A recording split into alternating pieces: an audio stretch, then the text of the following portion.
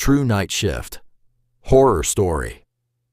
Rain slammed against the windows of the gas station so hard it sounded like rocks hitting the glass. Outside, the Arizona highway was completely empty. No cars, no headlights, nothing but darkness stretching across the desert. Inside the store, 22-year-old Ethan sat behind the register trying to stay awake. It was 2:14 a.m., worst shift of the night, the dead hour.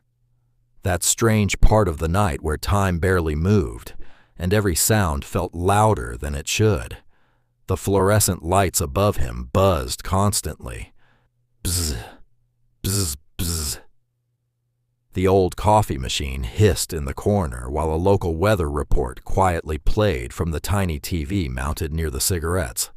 Ethan hated night shifts, but rent was due, so here he was, alone, again. He checked his phone. No messages, no customers for almost 40 minutes. The storm outside kept getting worse. Thunder rolled across the sky. Then suddenly, beep! The automatic front doors slid open.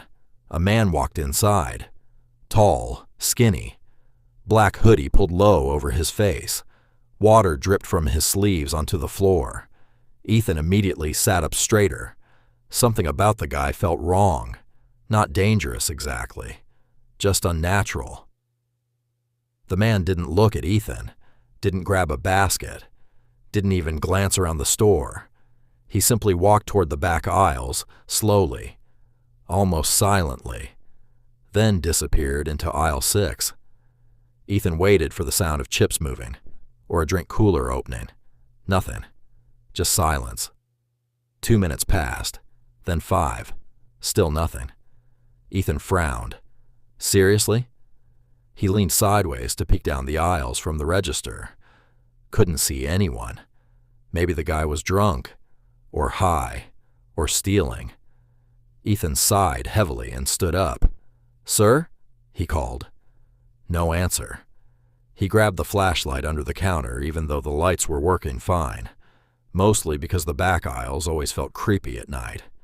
The store suddenly felt colder as he walked past the refrigerators. His shoes squeaked softly against the tile floor. Aisle 3, empty. Aisle 4, empty. Aisle 5, empty. Then he reached aisle 6. Nothing. The man was gone. Ethan stopped walking. His heartbeat slowed for a second. There was nowhere to go. No exit, no bathroom, no employee door. Just shelves full of canned food and cleaning supplies. The aisle was completely empty. A strange feeling crawled up Ethan's spine. He slowly turned the flashlight toward the floor. Wet footprints. Fresh footprints, leading toward the back employee hallway. Ethan's stomach tightened. Customers weren't allowed back there. "Hey!" No response. The hallway lights flickered softly overhead as he followed the footprints deeper into the building. Buzz, buzz, buzz. Every step made the silence heavier. The footprints stopped outside the storage room. The door was cracked open slightly. Darkness waited inside. Ethan pushed the door slowly. The smell hit him immediately. Rotting food, wet cardboard, and something else, something metallic, like blood. His flashlight shook slightly as he scanned the room. Boxes, shelves, cleaning supplies. Then, a face, standing perfectly still in the far corner. The man in the hoodie, watching him, smiling. Ethan nearly dropped the flashlight. Jesus Christ! The man didn't move, didn't blink, just stared at him with this horrible smile stretched across his face. "Sir, you need to leave. Right now." Slowly, the man tilted his head, then whispered, "He's outside." Ethan frowned. "What?" Bang! Something slammed against the front store windows. Ethan jumped violently. Another bang echoed through the store. Then another. He turned and sprinted toward the front counter, and froze instantly. Standing outside near pump 3 was another man. Same hoodie, same height, same face, smiling directly at him through the rain. Ethan's blood turned cold. "No!" Slowly, he turned back toward the employee hallway. The storage room was now empty. The first man was gone. Then, every light in the store shut off. Darkness swallowed everything instantly. Only flashes of lightning illuminated the windows. Ethan could hear his own breathing. Fast. Panicked. Then came the sound. Footsteps. Wet footsteps. Moving somewhere inside the store. Step. Step. Step. Ethan grabbed the baseball bat kept beside the register. "Who's there?" No answer. Lightning flashed again. For half a second, he saw someone standing near the drink coolers. Then darkness returned. Ethan backed toward the register phone and picked it up. Dead. No dial tone. The storm must have knocked the line out. Another lightning flash. This time the figure was closer, standing near aisle 4, smiling, completely still. Ethan pointed the bat toward the darkness. "Stay back!" The figure suddenly sprinted. Fast. Far faster than a normal person should move. Ethan screamed and swung the bat wildly. Crack!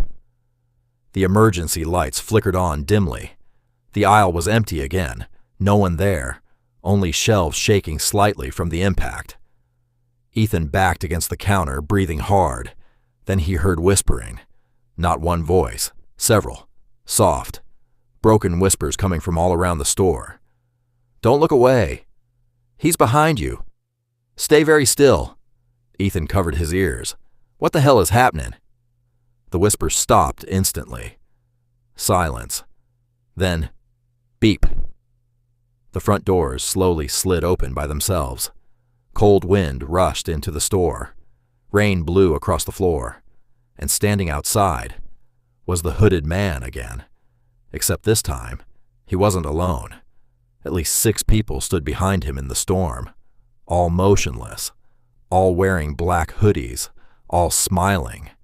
Ethan's legs nearly gave out.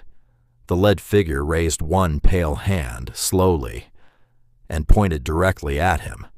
Then every person outside began walking toward the store at the exact same speed. Step, step, step. Ethan ran. He sprinted toward the back hallway and slammed himself inside the manager's office, locked the door, turned off the flashlight. Silence, only thunder outside. Then, footsteps in the hallway, slow, wet. One of them stopped outside the office door. A soft knock followed. Knock, knock, knock. Then a voice whispered from the other side, "We know you're alone tonight."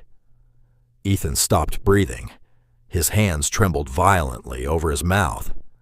Another knock, this time harder. Bang, bang, bang. The door handle slowly began turning. Then suddenly, police sirens exploded outside. Bright red and blue lights flashed through the office window. The hallway footsteps stopped instantly. Silence. Complete silence. Ethan waited nearly 30 seconds before unlocking the office door. The store was empty. Nobody inside. Nobody outside. Only rain. Police entered moments later after a truck driver reported seeing suspicious people surrounding the gas station. Ethan tried explaining everything, but the officers found nothing. No fingerprints, no security footage, nothing except one strange detail: wet footprints, dozens of them, leading into the desert behind the station, but none